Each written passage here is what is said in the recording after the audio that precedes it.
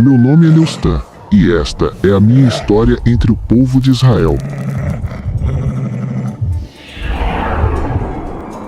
Por volta do ano de 1407 a.C., no árido e escaldante deserto de Zin, o povo de Israel encontrava-se em uma das fases mais desafiadoras de sua longa peregrinação rumo à Terra Prometida.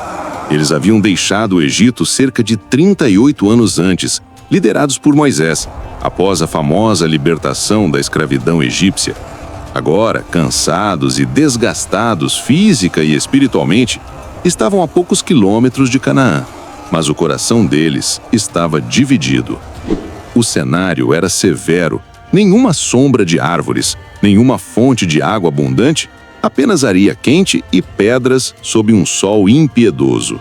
A fome e a sede provocavam um murmúrio constante da multidão.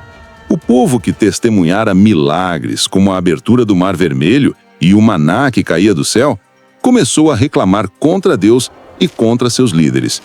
Por que nos tiraste do Egito para morrer neste deserto? Não há pão, não há água, e já estamos cansados deste maná. Essa postura de queixa e desconfiança, infelizmente, refletia um padrão já enraizado no povo de Israel. Uma alma inquieta, muitas vezes dominada pela falta de fé e pela tentação da idolatria. Como consequência do seu descontentamento e rebeldia, Deus permitiu que o juízo chegasse. De repente, surgiram serpentes venenosas, rápidas e mortais, que atacavam homens, mulheres e crianças, espalhando pânico e morte em todo o acampamento. Era uma ameaça invisível e cruel. O veneno dessas serpentes causava feridas ardentes e, muitas vezes, a morte rápida. No auge do desespero, o povo voltou-se a Moisés com humildade, pedindo intercessão. Moisés orou ao Senhor, que então ordenou algo surpreendente. Faze uma serpente abrasadora de bronze e ponha-na sobre uma haste. Quem for mordido e olhar para ela, viverá. Assim, no meio do deserto, foi erguida uma estátua de bronze brilhante, conhecida como Neustan, que significa serpente em hebraico.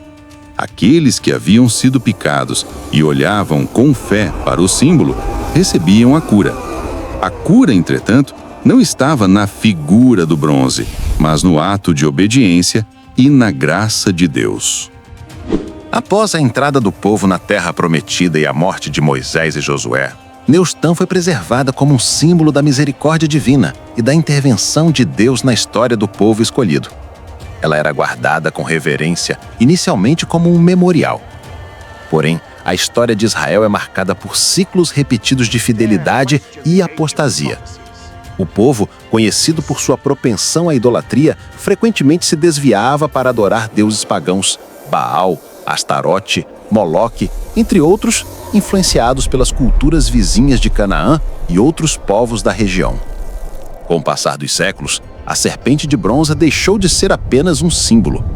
De acordo com registros bíblicos e tradições históricas, especialmente nos tempos do Reino do Sul, o Reino de Judá, que teve Jerusalém como capital, Neustan foi alvo de culto. Estudos sugerem que a serpente de bronze permaneceu por aproximadamente 700 anos como objeto de veneração, desde o episódio no deserto até o século VIII a.C. Durante esse período, ela foi mantida em locais de culto, possivelmente dentro do Templo de Salomão, construído por volta de 960 a.C. Embora não existam descrições detalhadas nos textos bíblicos sobre um templo ou altar exclusivo para Neustan, há indicações claras de que ela recebeu culto e ofertas, transformando-se em um ídolo para muitos. Essa adoração à serpente, que se distanciava da intenção original, refletia a decadência espiritual do povo, que trocava a verdadeira adoração a Deus pela veneração de objetos físicos, mesmo que estes tivessem começado como instrumentos divinos. No reinado do rei Ezequias de Judá, por volta de 715-686 a.C., a situação espiritual do povo atingiu um ponto crítico. Ezequias assumiu o trono em um momento em que a idolatria e a corrupção religiosa estavam profundamente enraizadas. O Templo de Jerusalém, lugar destinado à adoração ao único Deus de Israel, havia sido invadido por práticas pagãs. Determinado a restaurar a pureza do culto, o rei Ezequias iniciou uma série de reformas radicais, descritas detalhadamente no segundo livro dos Reis, capítulo 18, e no segundo livro das Crônicas, capítulo 29.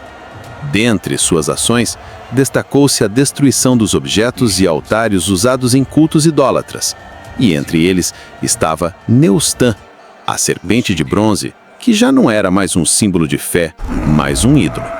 Ezequias quebrou a serpente, despedaçando-a em pedaços, e explicitamente declarou: "Não a chamaremos mais de Neustã, porque vocês a tornaram um ídolo", segundo Reis 18:4. Com essa atitude, o rei não apenas removeu um objeto físico, mas enviou uma mensagem clara contra a idolatria, reafirmando que a fé genuína deveria estar no Deus invisível e soberano, não em símbolos ou artefatos. A trajetória de Nehushtan é um alerta poderoso que transcende gerações. O que começou como um sinal da misericórdia e do poder de Deus, um meio de cura e vida para aqueles que eram mordidos, terminou como uma armadilha espiritual que desviava o coração do povo. Este episódio não apenas revela a fragilidade humana diante do poder e do milagre, mas também nos mostra como facilmente podemos transformar o que é divino em objeto de adoração, esquecendo que a verdadeira fé depende da confiança no invisível, no sobrenatural e na presença de Deus, e não em símbolos ou objetos materiais.